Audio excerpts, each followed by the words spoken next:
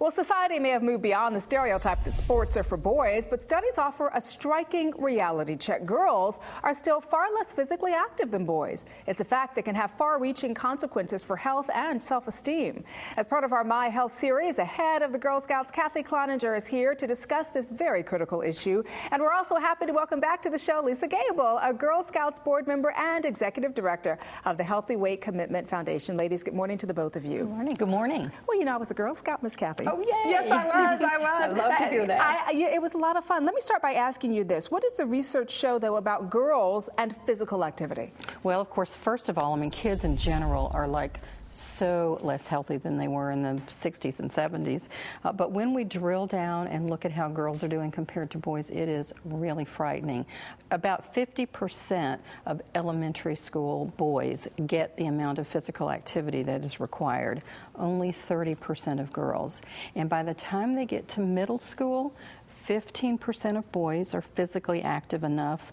Only 5% of the girls in this country get the activity they need. I wonder why that is, because you would think the girls would be out there playing with their girlfriends, but I guess that's not what's We think Title IX has come further than it actually has. I think the physical activity piece for girls, number one, is linked to self-esteem. Sure. So the less confident girls feel, the less likely they are to be physically active. And girls are much more afraid to get out there and do sports if they're not good at it.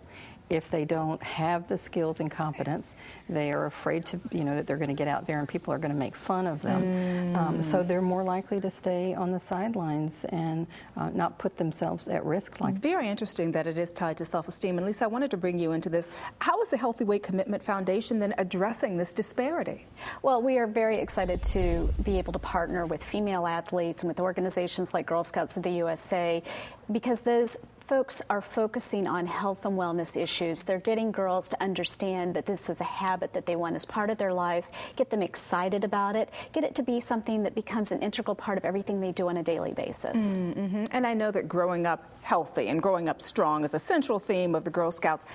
How do you motivate girls who may be dealing with self-esteem and may be dealing with some of these issues to make healthier choices, Kathy? Yeah, we did research with girls a couple of years ago, asking girls across the country, so what do you think about this whole healthy living issue? Central to what we heard from girls is that they have to feel good about themselves, that healthy lifestyle is connected to their friends and peer networks, how they feel about themselves, the pressures they have at school. So if we focus only on diet, exercise, and leave out the emotional well-being part, it does not resonate with girls. And so what specific programs are in place at the Girl Scouts to help tackle these issues? Yeah, well, we really believe that healthy living is sort of integrated in everything we do, but I'll give you some examples. We have about 70 of our Girl Scout badges and patch programs that are related to healthy living. Everything from hiking and basketball and girls sports and creative cooking and on.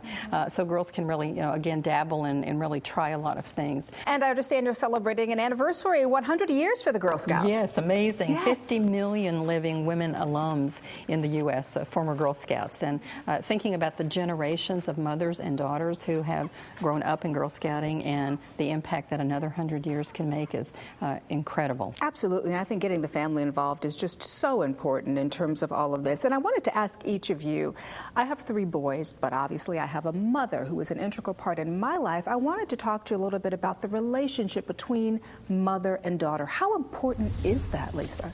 Well, research shows that when parents are physically active and parents are eating a balanced diet, that is something that their children notice, and it's something that their children also begin to adapt to and carry on for their own lives. And so the role of a parent, and particularly a mom, it doesn't matter if she's a strict mom or she's a compromising mom or where she falls in the mix, mom really does set the example. Absolutely. That's a great point. What about you, Kathy? Oh, absolutely. If we can do more programs where you've got mom and daughter talking together about, how are we going to shop differently? Why don't we, encourage the family to get up and go for a walk after supper, or to sit down and have a family meal together. And Lisa, I know you've talked before about the whole family dinner hour is a thing of the past, and yet it's been shown that families that eat together are healthier. Wonderful tips on helping keep our girls healthy now and in the years to come. Ladies, thank you so much for being with us on the show and sharing this. Great. It was wonderful. Thank you. And if you'd like to learn more about the Girl Scouts healthy living programs, visit the group online at girlscouts.org. And for tips on talking to your family about fitness, check out energybalance101.com.